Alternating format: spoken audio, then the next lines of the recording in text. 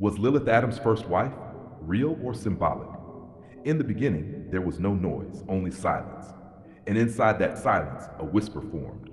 Obey, and you will find peace. But another voice answered, No, I want to find meaning. Those two voices have never stopped arguing.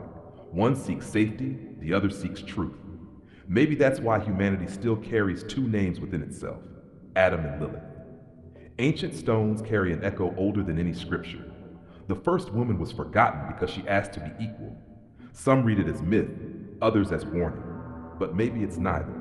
Maybe it's the oldest reflection of the human mind, the eternal battle between order and awareness. One side longs for peace, the other hungers for understanding. And where those two meet, human beings invented a word, love. Lilith's story is not the tale of a woman, it's the birth of a thought. It's the first time the human mind looked up and asked, Why should I bow? The answer never came. And in the absence of an answer came silence. And silence, as always, was called sin. But obedience without understanding is just a cage made of light. It glows beautifully, but it still locks you in. They say Lilith was made from the same clay as Adam. That one detail changes everything. If we were shaped from the same dust, why must one rise above the other? The question itself was a rebellion, not against God, but against blind hierarchy. From that moment, thought was born.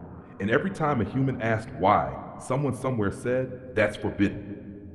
But forbidden thoughts are seeds. They always find a crack in the stone. Lilith was that seed, a consciousness that refused to stay quiet. She didn't want to rule, only to stand. Not above, not below, beside. And equality, in a world built on hierarchy, was the first real blasphemy. Every myth is a mirror, and the Lilith myth reflects our deepest truth, that awareness always threatens comfort.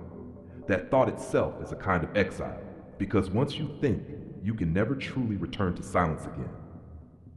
They say she was cast out of paradise, but maybe she wasn't cast out, maybe she walked out. Because some doors don't close, they're simply left behind. Heaven promised eternal peace, but peace without curiosity is another word for stillness. And Lilith wanted motion, she wanted fire, she wanted to understand, and understanding by its nature burns. Adam stood for order, and order builds walls. Lilith stood for awareness, and awareness breaks them. When those two forces meet, history calls it conflict. But maybe it was just the first dialogue between reason and instinct. He said, Follow me. She said, Walk with me. And that small difference changed everything. Her disappearance was not the loss of a person, it was the loss of equality itself. When her name faded, balance faded with it. Humanity learned to kneel before peace, but forgot how to stand beside it. Since then, every time someone asks why, 1,000 voices rise up and whisper, because it's safer not to ask.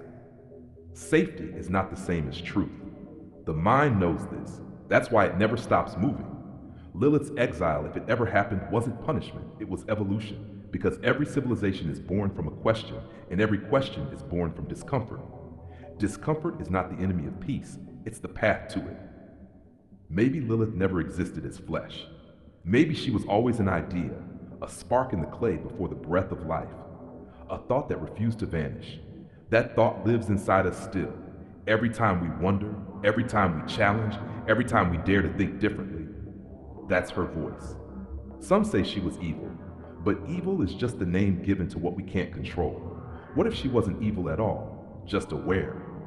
Awareness has always been mistaken for rebellion, because it breaks the silence that power depends on. Adam and Lilith may never have met. They might not be people at all, just two halves of the same mind. Order and freedom, security and meaning, heaven and choice. When one dominates, chaos follows. When both coexist, creation begins. Lilith's departure wasn't a tragedy. It was the birth of self-awareness. Her leaving didn't ruin heaven, it completed humanity. Because paradise without choice is a beautiful prison. And perhaps, the moment she walked away, humans learned what it means to be free. Today, her name still drifts in the wind. Not as a curse, but as a question. What are you willing to risk to think for yourself? Maybe that's what she really was.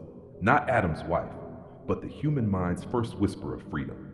Final thought, maybe she never existed in history. But the fact that her story does mean something did.